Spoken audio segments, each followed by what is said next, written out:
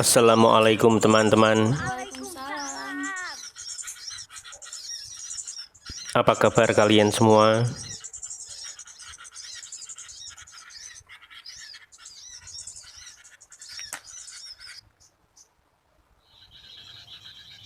Hari ini mau ngevlog mulut burung. Pantengin aja ya.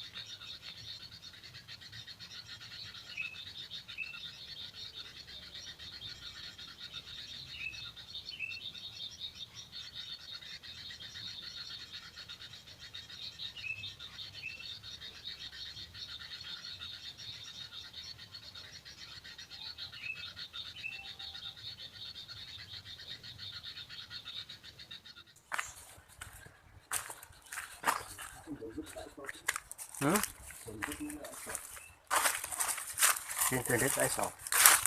Internet no internet. Masa iso. Didownload dan ora ilang-ilang, ora apa. Ora masuk. Yo sok nek mati didownload. Sing biar ini kuat apa? Iya. Ora kaya biasane. Nah, manuk tahu. Dulu wedokan. Kok iki musim kawin.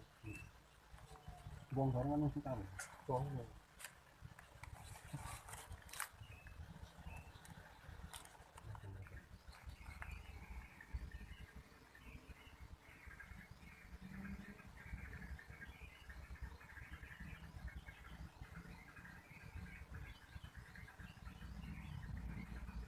Sama di suara mau ya.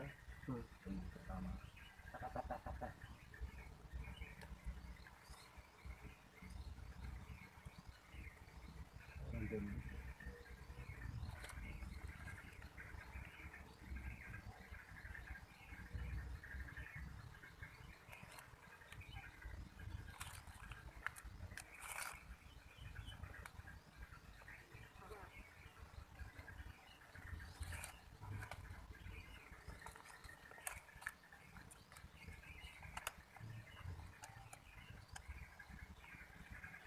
Ini kalian kerja sini nggak sendiri. Ini main apa?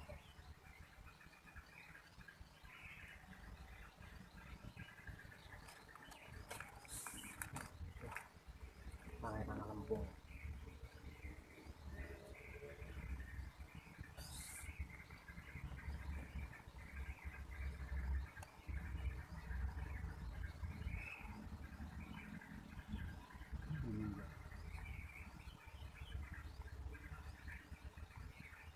Dan itu sendiri ya tuh. Dan itu sendiri. Makanya tergantung yang mesti tetap ya.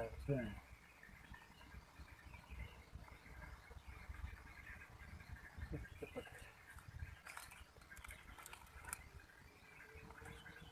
Ini nganggu kartu ya. Nah.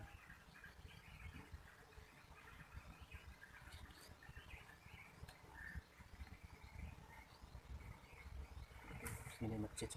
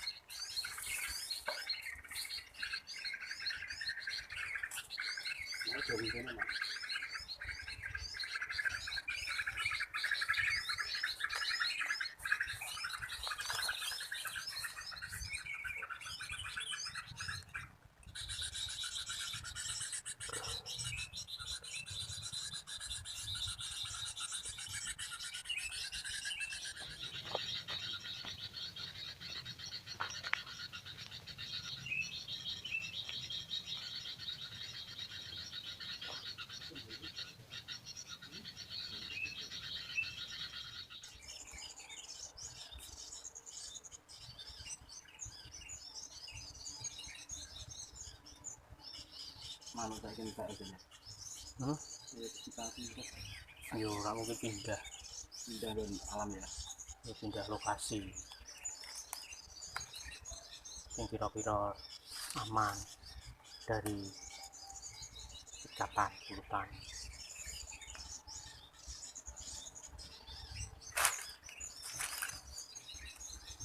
Jam berapa jam? Jam berapa? Ini rumah setengah puluhan. Tak pakai isuk. Dia mau mergone rak beres-beres gitu. Ya beres itu tapi rak dituntas deh.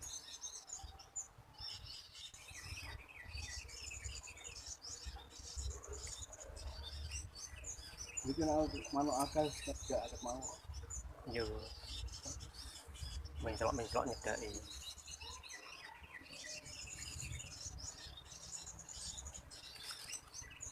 Yang masjid tak selama ada sana.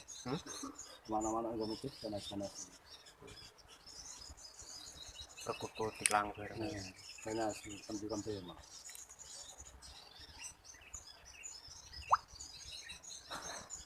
Nganu to. Latini karo basang Mau jangan sih meh ngono. mau mah bahasa kemana kok? Anu ku bisa cuma pirang persen kok. Oh, Tak terus tak sah. Aku omah itu tak dulu sih. Rolipur tak pas nih, tidak mau juga.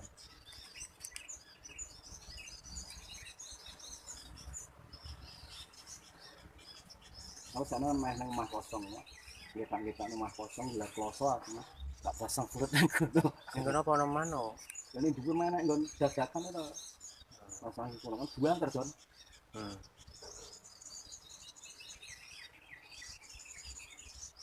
Kok masih toko. Masih tulang-tulang belum rungu. Besok minggu ya saya. Karena apa nak minggu? Kono pengajian mbak-mbak kae. Ora tau? Orang kan Arifin suwe.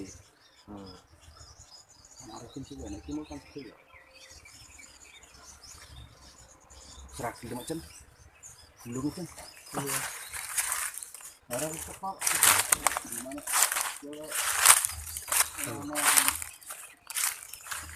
Orang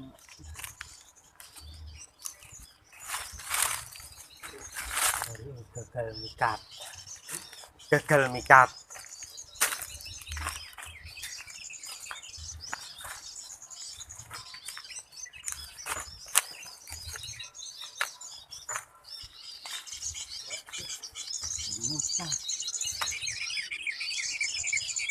Angka 1924 yaitu keruntuhan Kesultanan Utsmani Turki ya, di mana setelah runtuh maka umat Islam menjadi laksana anak-anak ayam kehilangan induk, kehilangan pimpinan ya, dan bahkan Allah Ta'ala mentakdirkan selanjutnya yang memimpin dunia ini Barat, Eropa, Amerika, yang tiada lain adalah kaum al-Yahud wan Nasara ya, dan sekarang kita berada di bawah kepemimpinan mereka ya, suka tidak suka ya, mau mengakui atau tidak, Yahudi Nasrani sekarang sedang Allah izinkan berlaku semena-mena di muka bumi ini.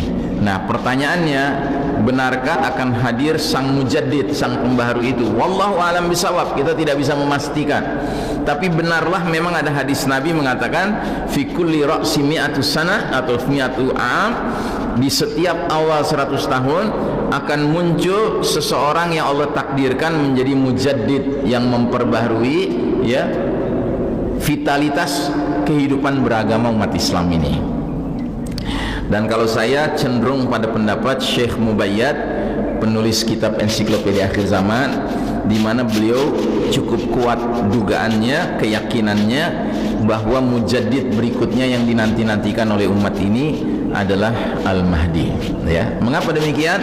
Karena situasi zaman sudah sampai kepada era globalisasi. Era globalisasi ini artinya segala sesuatu ditakar dengan penilaian kelas internasional, Pak. Sudah tidak ada masalah yang terjadi di suatu wilayah nggak ada hubungan dengan wilayah lain, semua sudah saling kait berkait, Pak. Sudah jaringannya jaringan global, ya. Bahkan kita sadar musuh kita ini elit-elit global, Pak, seperti Bill Gates dan kawan-kawan. Itu musuh kita sekarang, Pak. Musuh kita ini bukan yang apa namanya kelas ranting, kelas cabang, ya kan, tetapi yang di sana, Pak, itu musuh kita yang sesungguhnya, ya. Nah jadi saudaraku rahimakumullah, karenanya mujaddid yang harus tampil haruslah mujaddid yang levelnya pun level kelas dunia, kelas global. Dan itu yang pantas siapa? Al-Mahdi. Sebab hadisnya juga mengatakan ubasyirukum bil mahdi yub'atsu fi ummati ala ikhtilafin minan nas wa zalazil fayamla'ul arda qistan wa adlan kama muliat jawran wa zulman. Artinya, kuberitakan kabar gembira dengan diutusnya Al-Mahdi ke tengah-tengah umat ini pada saat terjadi banyak perselisihan antar manusia, satu. Kedua, gempa-gempa berlangsung, ya, baik gempanya itu natural, alami, maupun gempa man-made, buatan manusia, ya. Harus diketahui, Pak, sekarang ini gempa ada yang merupakan efek dari senjata rahasia pihak elit global, Pak. Ya, dalam hal ini mereka punya yang namanya HARP, ya. HARP itu kepanjangannya kurang lebih sebuah alat yang bisa merekayasa bencana alam, Pak. Merekayasa bencana alam, ya. Dan kenapa mereka lakukan ini? Karena mereka merasa diri mereka digdaya. Mereka merasa mereka berhak playing God, bermain sebagai Tuhan, menentukan bencana di sini, bencana di sana, begitu, ya. Sesuka hati mereka karena teknologi canggih. Jadi teknologi canggih mereka buat sedemikian rupa, mereka pilih saja di negeri mana mau terjadi gempa, berapa magnitudonya, skala Richternya. Kalau mereka nggak suka, ya sudah, mereka datangkan bencana di situ sebagai pelajaran kepada yang tidak mau nurut dengan sistem dunia sekarang, yang lebih pantas disebut sistem Dajjal ini, Pak. Ya, Dajjalnya belum keluar, tetapi sistem dunianya sudah berkelakuan seperti Dajjal. Dajjal itu kan kelakuannya nanti kalau sudah keluar, dia akan menyatakan dirinya Rabb, Tuhan. Siapa yang tunduk pada dia dikasih surga, siapa yang tidak mau tunduk dikasih neraka, ya. Nah ini sistem Dajjal sekarang juga mirip. Siapa yang mau tunduk kepada sistem Dajjal dikasih fasilitas, kemudahan dan lain sebagainya. Tapi negeri yang tidak mau tunduk pada sistem Dajjal, ya, dikasih bencana, ya, dikasih banjir, dikasih gempa, ya. Nah jadi Nabi bersabda, kuberitakan kabar gembira dengan diutusnya Al-Mahdi saat satu, perselisihan antar manusia menjadi-jadi, dua, banyak gempa berlangsung, baik gempa alami maupun gempa bikinan manusia, dan yang ketiga, Al-Mahdi akan penuhi bumi secara merata dengan keadilan setelah sebelumnya bumi dipenuhi secara merata dengan kezaliman, ya. Dan sekarang kita sedang menyaksikan bumi ini dipenuhi secara merata dengan kezaliman. Setuju, Pak? Atau Bapak ingin mengatakan, oh enggak Ustaz, di mana-mana keadilan sedang tegak, ya? Kalau Bapak berpikiran gitu, saya sarankan tolong wudhu, ya. Jangan-jangan Bapak tadi sholat subuh nggak wudhu sehingga nggak bisa membedakan mana yang adil, mana yang zolim, ya kan? Sekarang ini kezoliman luar biasa, Pak. Ya, apa nggak zolim namanya? Rakyat sudah menanti-nanti si pembunuh ini nanti ujung-ujungnya dihukum mati, kan? Oh, keluar vonisnya hukum mati, gembira rakyat. Nggak taunya boleh dicoba 10 tahun dulu sebelum dihukum mati. Sakit hati kita. Ya, ini kezaliman, Pak. Padahal ayatnya jelas. Al anfu bil anfi wal udhunu bil udhuni was sinnu bis sinni wan nafsu bin nafs. Ya, ini hukum Allah. Ya, telinga dibalas telinga, hidung dibalas hidung, ya kan? Jiwa dibalas jiwa. Itu hukum kisos, Pak. Hukum kisos itu bukan hukum yang itu hukum Allah Ta'ala. Mau bilang Allah terserah, Anda akan berhadapan dengan Allah. Begitu. Nah, jadi demikian ya, Pak. Jadi kita tidak tahu kapan Al-Mahdi akan muncul, tetapi Syekh Mubayyad, saya mengutip pandangan beliau, menduga kuat mujaddid berikutnya yang sepantasnya mengisi perjalanan sejarah umat Islam sekarang ini adalah Al-Mahdi. Karena level masalahnya yang dihadapi umat ini sudah bukan level lokal, nasional, regional, tapi sudah level global, Pak. Musuh ini sudah merancang berbagai kejahatan mereka di level global, ya. Ya kayak kemarin, saya tidak mau menyebutnya pandemi, saya cenderung menyebutnya plandemi, karena direncanakan, Pak, itu. Wabah itu direncanakan.